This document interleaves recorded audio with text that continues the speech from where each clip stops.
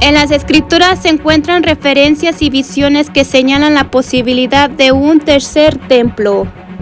Antiguamente existieron 2 templos en Jerusalén. El primer templo construido por el rey Salomón y luego destruido por Babilonia. El segundo templo construido bajo la guía de Zorobabel y bajo el rey Herodes el Grande se hizo una reconstrucción masiva y luego fue destruido por los romanos. El templo era considerado el lugar más sagrado para el judaísmo. Era el lugar donde la presencia de Dios moraba de manera especial en la tierra. Su presencia era más accesible. Era mucho más que un edificio. Era un lugar de encuentro y conexión con Dios. En las Escrituras hay profecías, visiones sobre un templo futuro, construido al final de los tiempos. Muchos creen que será un templo temporal donde se sentará el anticristo.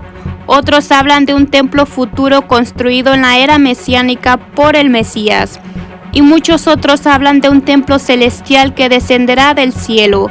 Pero también existen otras interpretaciones que apuntan a un templo espiritual no físico. En este video abordaremos todas estas interpretaciones basándonos en las Escrituras y llegaremos a una conclusión. En las Escrituras está escrita una profecía de Ezequiel. En Ezequiel 40, 41, 42 y 43, Ezequiel recibió una visión de un templo futuro, mucho más grande y detallado que el primer templo. Ezequiel escribió esta visión estando exiliado en Babilonia, después de que el primer templo había sido destruido y el pueblo estaba en cautiverio. Algunos interpretan que se trata de una visión simbólica representando la presencia de Dios entre su pueblo, en un sentido espiritual, no necesariamente físico. Las medidas no coinciden con las del primer y segundo templo, por eso algunos interpretan que se habla de un templo futuro, un tercer templo que será construido durante la era mesiánica, un templo permanente, eterno. En el Nuevo Testamento también hay referencias sobre un templo futuro. En Mateo 24, Yeshua habla sobre los eventos futuros que darán lugar antes de su regreso y menciona sobre una profanación del templo. El segundo templo fue destruido años después de la muerte y resurrección de Yeshua. Por eso algunos interpretan que se refería al segundo templo que aún estaba de pie cuando dijo estas palabras. Pero como Yeshua hablaba de eventos futuros antes del fin de los tiempos, esto se interpreta como una profanación en un tercer templo. En 2 de Tesalonicenses, Pablo menciona al hombre de pecado, al hijo de perdición que se sienta en el templo de Dios. Cuando Pablo escribió esto, el segundo templo todavía estaba en pie en Jerusalén. El templo fue destruido en el año 70 después de Cristo y Pablo escribió 2 de Tesalonicenses alrededor del año 50 y 51 después de Cristo. Por eso algunos interpretan que Pablo hablaba de un evento futuro relacionado con el segundo templo. Otros creen que se refiere a un templo futuro antes del final de los tiempos. Mateo 24:15 y 2 de Tesalonicenses apuntan a la construcción de un tercer templo que será profanado, ocupado por un hombre de pecado, por el anticristo, antes de la llegada del Mesías. Pero ¿se estará refiriendo a un templo físico temporal antes de la era mesiánica? En Apocalipsis 11, Juan ve una visión de un templo, el cual se le dio una vara para que lo midiera. Cuando Juan escribió esto, ya no había templo en Jerusalén. ¿Podría estar hablando de un tercer templo? Algo a tener en cuenta es que el libro de Apocalipsis es altamente simbólico y podía estar hablando de algo más espiritual. Además que en Apocalipsis 21 se nos habla de un nuevo cielo y una nueva tierra, después de que todos los sellos y copas han sido pasadas.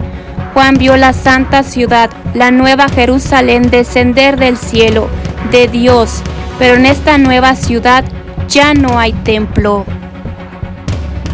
Y no vi en ella templo, porque el Señor Dios Todopoderoso es el templo de ella y el Cordero. Ya no hay necesidad de un templo porque Dios habita directamente con la humanidad. Dentro de la tradición judía y hebrea se cree que se construirá un tercer templo físico durante la era mesiánica. Algunos apuntan que será construido por el Mesías. No será construido por manos humanas antes de la venida del Mesías. Primero llega el Mesías, entramos en la era mesiánica, en una era de paz, justicia y conocimiento de Dios. Regresan todos los exiliados y se construye el templo con intervención divina. Construirlo antes del tiempo de Dios provocaría juicios, un desajuste espiritual, porque la humanidad todavía no está preparada para recibir la manifestación completa de la divinidad. Y sería un templo vacío, sin la presencia de Dios. El primer templo fue destruido porque la presencia de Dios se alejó. La gloria de Dios abandonó el templo antes de su destrucción. Lo mismo ocurrió con el segundo templo. Está escrito en el Talmud que la presencia de Dios se había retirado previamente y por eso los romanos pudieron destruirlo sin impedimento divino. Dios no tolera la corrupción y el pecado. La presencia de Dios depende de la santidad del pueblo. El templo no es sagrado por sí mismo, sino por la presencia de Dios y la fidelidad del pueblo. No se puede construir un templo antes de tiempo. Un templo sin preparación espiritual queda vacío de la gloria de Dios. Existen organizaciones que se están preparando para la construcción del tercer templo. Tienen planos, los utensilios, las vestiduras de los sacerdotes, todo listo para su construcción. El lugar donde debe construirse es en el mismo lugar donde estuvieron los otros dos templos. Hoy día está ocupado. Se encuentra la mezquita de Al-Aqsa y el Domo de la Roca. Cualquier intento de construir el templo causaría una guerra religiosa. Algunos argumentan que tienen todo listo, están preparados para la llegada del Mesías. El primer templo fue destruido por corrupción, el segundo por odio gratuito y el tercero será construido con conciencia. Algunos textos judíos como el Talmud y el Midrash sugieren que el templo ya existe en el cielo y descenderá en la era mesiánica. Cuando Dios le ordenó a Moisés construir el tabernáculo, primero le mostró un modelo celestial que sirvió como patrón para el tabernáculo terrenal. Moisés siguió un modelo que Dios le reveló en el monte Sinaí. Existe un templo celestial llamado en hebreo Beit Hamikdash Shel Shamayim. En Apocalipsis se menciona este templo. Y el templo de Dios fue abierto en el cielo. El templo terrenal era una representación simbólica de una realidad más grande. El templo físico fue sombra, el templo celestial es realidad, pero el propósito final es que Dios habite en el ser humano. Por eso en los cielos nuevos y en la tierra nueva, en la nueva Jerusalén, ya no hay templo. Por eso hay una interpretación más espiritual. ¿No sabéis que sois templo de Dios y que el Espíritu de Dios mora en vosotros? Cuando Moisés construyó el tabernáculo, el Mishkan, que significa morada, el cual proviene de la raíz Shakan, que significa morar o habitar, así que el tabernáculo es el lugar donde la presencia de Dios mora. La Shejina en hebreo.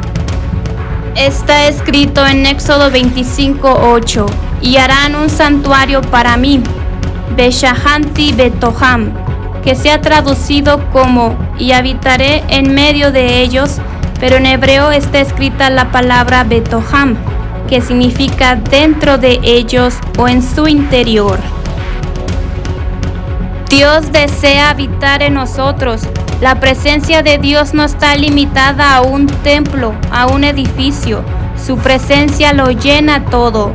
He aquí que los cielos de los cielos no te pueden contener. El templo era un medio para conectar y buscar a Dios, no un fin. Dios no necesita una casa. El templo era para que el pueblo tuviera un punto visible de encuentro. El templo era símbolo de su presencia, pero los profetas ya apuntaban hacia una relación más interior y espiritual. Yeshua se refirió a su cuerpo como el templo de Dios. Destruir este templo y en 3 días lo levantaré. Sus oyentes pensaban que hablaba del templo físico de Jerusalén, pero Juan aclara que hablaba de su propio cuerpo. El cuerpo de Yeshua se convirtió en un lugar, una morada donde Dios pudiera habitar plenamente. El templo físico y el tabernáculo eran símbolos de orden, santidad y preparación para la presencia de Dios. Yeshua, su cuerpo, era santo, puro y estaba alineado con la voluntad de Dios.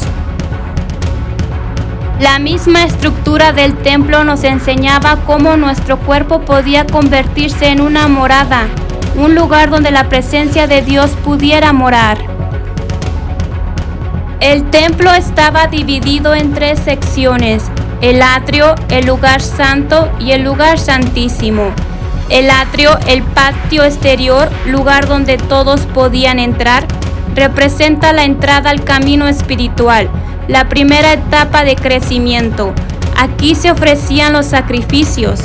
En lo espiritual representa nuestra vida externa, nuestras acciones y nuestra disposición a acercarnos a Dios. Lugar santo. Aquí estaba la menorá, el candelabro de oro, los panes de la proposición, el altar del incienso. La luz representa la dirección y la guía de la Torá y el Espíritu. El pan representa la palabra, el incienso la oración. Aquí aprendemos a vivir en relación diaria con Dios. Solo los sacerdotes podían entrar. Esto nos habla de pureza interior. Lugar santísimo. Aquí estaba el arca del pacto, lugar donde se manifestaba la presencia de Dios. Representa intimidad y conexión profunda, transformación interna total, Dios habitando en nosotros. En este lugar solo el sumo sacerdote podía entrar. Esto nos habla de pureza y santidad interior. El templo y su estructura nos enseña que acercarnos a Dios requiere preparación, pureza, santidad y transformación interna. El templo nos enseña cómo acercarnos a Dios, pero el fin, la meta, no era una construcción física, sino la presencia de Dios habitando en la vida y corazón de cada persona.